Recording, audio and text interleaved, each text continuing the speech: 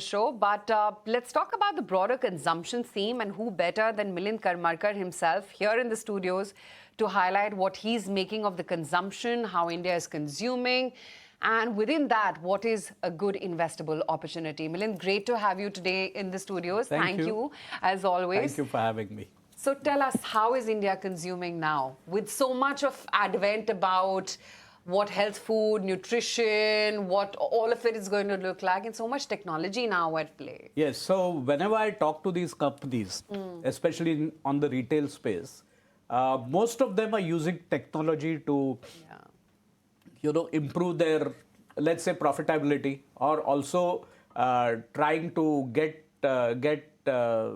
products faster on the shelves and things like that. So overall, I think most of them are using technology, and they if you see over a longer period of time, I see their margins expanding as well because of the use of technology. Do you see a shift of investor interest moving away from traditional consumer staples to platform companies, because that's where the the delta may come in because of the distribution and the tech that's been used? So when we are talking of platform companies, we are typically talking of these quick commerce or these type of companies. My belief is that yes, they will do well in pockets, for simple reason that what happens is that wherever there is a high per capita income and wherever there is large population density, only at that places these companies are likely to do well. They may not do so well in tier 2, tier 3 cities, and that's where the traditional retail will continue to do well. Does this eat into the margins of traditional retail overall? Because tier 1 is obviously a large consumption bucket. Does this trend of quick commerce eat into some of the margins there? So it's like this, that when I'm talking of tier 1, I'm basically talking of metros. Yes. Beyond metros, I don't think it will have a major impact. I'll tell you one of the reasons why. Take for example in Mumbai, we don't care if we have to pay 20 rupees, 30 rupees more. But there have been enough studies on this that if you calculate the actual amount which you're paying is much larger. Whereas when it comes to the tier 1 cities, there people are still conscious of value, and as long as these traditional retail or large format retail, I would say, will continue to deliver value, I think they should do well. But there is some part of the profit pool which has shifted, right? It has shrunk to a certain extent. It has. I mean, we can see that in the results which have come in, and their commentaries also, that metros, they have been impacted. But India is a huge country, and there is a lot more beyond metros. So I think one should look at the overall opportunity, which is still large. So according to me, both will thrive. It's not necessary that one will thrive at the cost of the other. Both will thrive. Therefore, how should one look at valuations? Because if the profit pool has shifted, some of the core consumer companies in India were valued at 60, 70 times earnings. That's given true. the kind of tailwind and given the kind of the kind of opportunity size available, right? That opportunity has now been diverted to a certain extent, and therefore that profit pool is diverted. How do you therefore look at valuations? So I'll give you an example. Just recently I was in the US, and I always, whenever I go to US, because that's a classic consumer country, and it's my hobby to visit malls, visit these Plus large... one. Yes, it's quite an experience. Yes. Visit the large format retail stores. So I was, because from here we say that economy in US is slowing down, but you go there, frankly, with 500-600 car parking space, you don't get space to park. It's that crazy. Right. So I think consumer behavior is slightly different. In the sense, what happens is, especially in metros, the problem in metros in India is that you don't get parking space. Yeah. And that is the major reason, according to me, why these large format retail stores in metro are not doing so well. But I think over a period of time, what will happen is that they will go in for delivery at home. If that happens, then I think they will get back their mojo. But Milind, you're talking about the overall consumption growth, and you're seeing a good double-digit growth in the Q1 alone. Tell me, is that broad-based, or would you say that retail alone is going to carry that number? Which pockets do you think are going to sort of, generate that alpha and have that entire consumption pool deliver double-digit growth?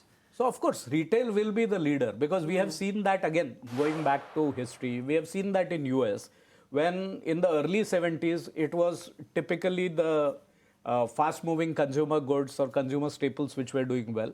But over a period, it was retailing companies which took the baton from them. So I think that will continue to happen because also what has happened is that large companies, especially in the FMCG space, are mature companies now.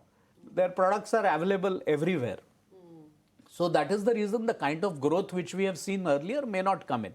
So from a growth point of view, probably the retailing companies will continue to grow. So it's better to play consumption via retail than trying to play it through FMCG. Yeah. But talking about FMCG, since that's consumption how we knew it till about, last 40 odd years. Unilever is down 12.5% over a year, but it's still trading at 47 times. I know. I'm just looking at ITC, it's fallen 33% over a year. Even I was a little shocked looking at that number. It's trading at just 17 times. Nestle up 18% over a year and it's commanding an 80 times multiple. How do you sort of create a method to this madness and this kind of varied performance? They will continue to stagnate, if you ask me frankly. So valuations, they will probably remain at this price if people don't, or the investors don't want to sell it because they still have the baggage that these are great companies. They are great companies, I don't deny that. But in terms of growth, they cannot grow the way they grew earlier. So that is the reason why probably valuations could taper down. We have seen that happen in the retail. Classic example is Trent, which is one of my favorite stocks. Again, no sort of, there is no recommendation or anything. Let me be very clear here. But these type of companies have got a long growth path ahead. So if one is patient enough, one can invest in these companies because there is growth. In case of the FMCG companies, the growth is not there. Milind, you spoke about retail and you spoke about Trent. Look at what's happening in retail. You have the large format Trent and then you have the Reliance retail which is there. Yes. And the top line growth is slowing down. And now you juxtapose to other retailers like a V2 or a V-Mart or other Bazaar style others where the top line with where the growth is much more higher in that sense. What is this trend showing? Because even for the large format, large size retailers, even though the growth is there, it's tapering off, and there's there's a market which is eating away that growth for them as well. So let me put it that way. So you gave me an example of V-Mart. V-Mart is not there where Trent is present. So they are growing in a different segment altogether. Trent, for that matter, Zudio, is now penetrating into smaller markets as well. So over a longer period of time, my belief is that they will grow at a reasonable pace. The growth is not eating out for them. The growth will probably continue. May not be 35-40%, which they showed a couple of years back. But the growth will continue.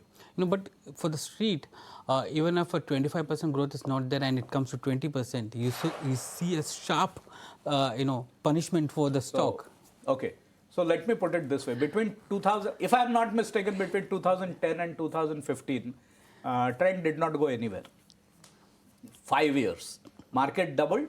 Trent was, I think, up 20% or something like that. If someone would have sold Trent at that point in time, he would have probably lost about, if I'm not mistaken, about 25 times from that level. So that is the thing. You need to be patient, that's all. I mean, that's rule number one of investing. But having said that, Trent is down about 18.5% over a year.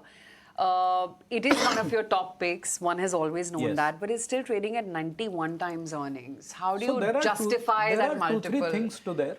When we say 91 times or 95 times or whatever earnings, we consider the PAT.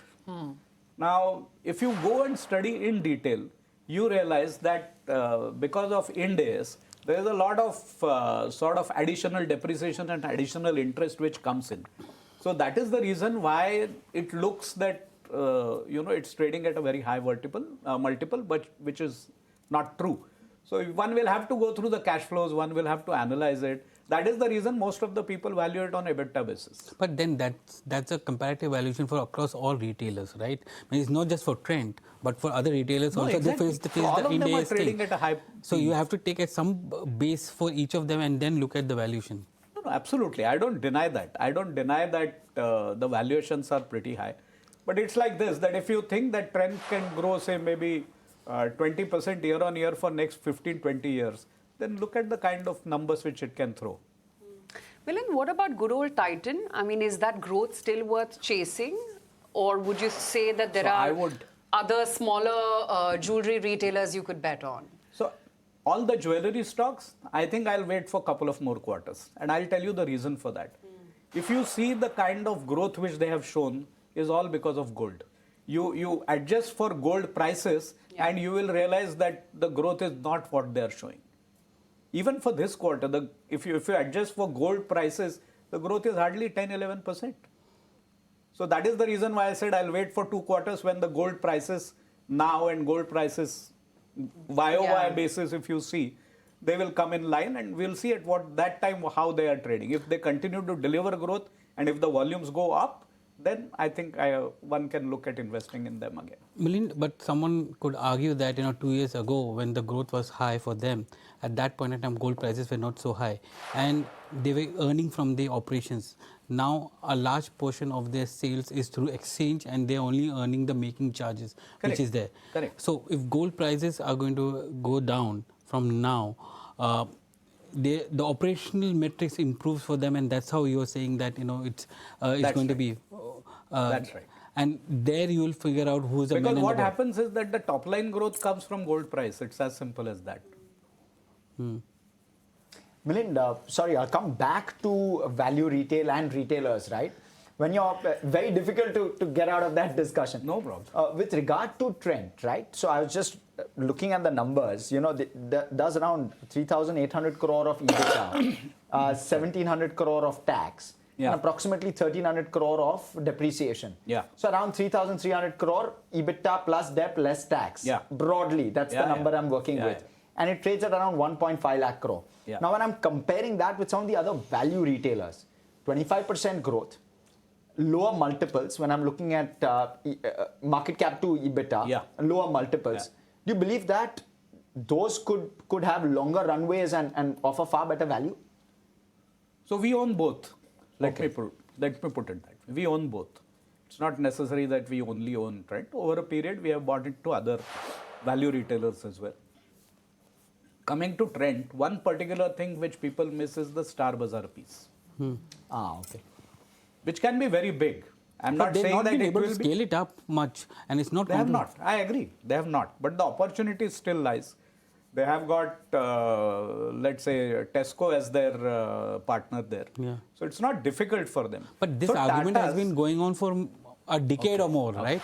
So Tatas have always been very careful while, deciding to grow very fast. So long back when I used to meet Mr. Tata, there were only 2 stores.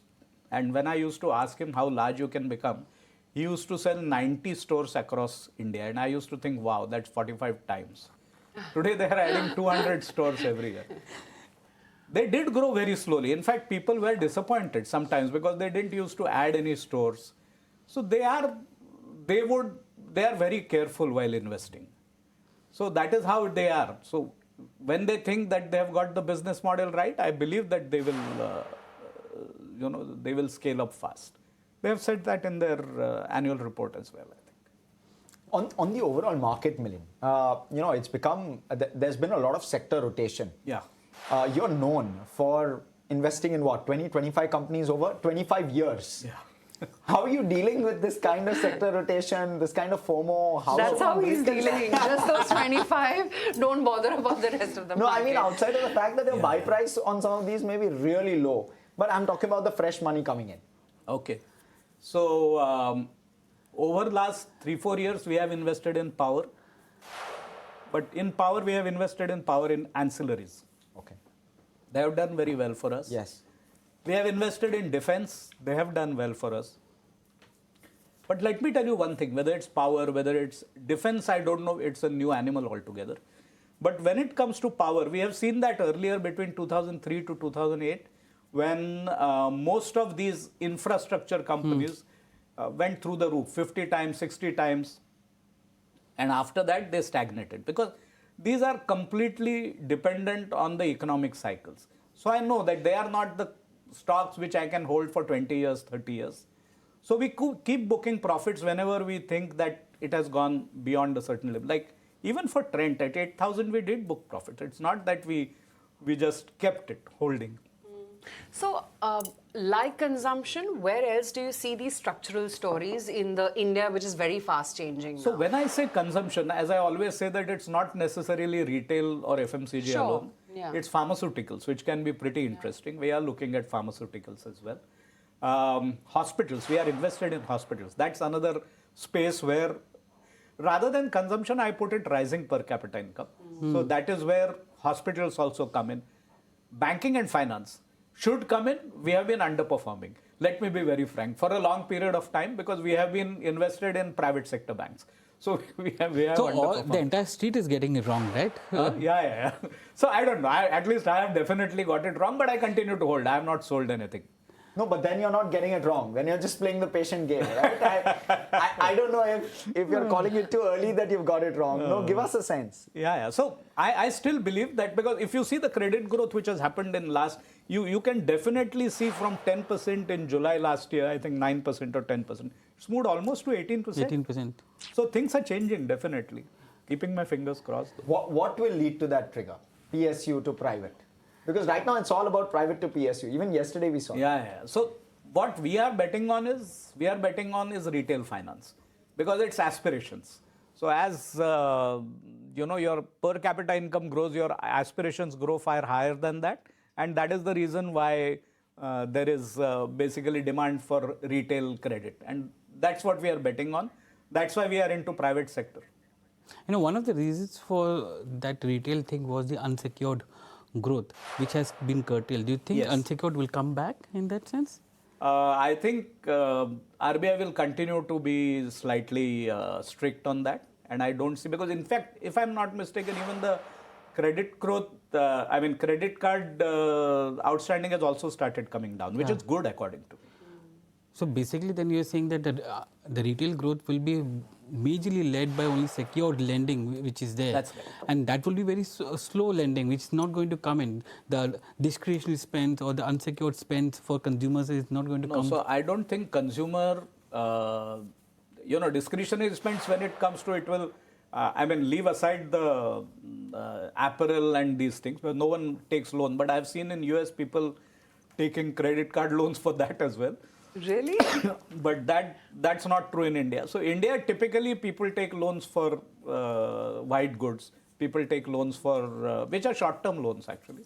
People take loans for vehicles and most Phones. home. Most phones. Mostly, yeah. So these are the things where people take loans for. So that will continue to grow. So that one idea that you want to leave our viewers with, Trent. So yeah, Trent, I have always been bullish. So I have stopped talking about Trent, if you ask me frankly, because it's something which I think will grow over a longer period of time. I don't know whether people are so patient. So that is the issue. But I think something in pharma sector could be interesting. I think one should look at pharma, one should look at hospitals. Any particular segment in pharma? CDMO space looks interesting. CDMO space looks interesting. And you think that's coming back again? Because we saw a slowdown coming into CDMO space. It's again coming back? It is coming back. That's what I've been talking to a few people, and they're saying that people have started looking at it again. Okay, on that note, Milind, always great chatting with you. Thank you so much for all the insight that you've given us. Thank you. Just want to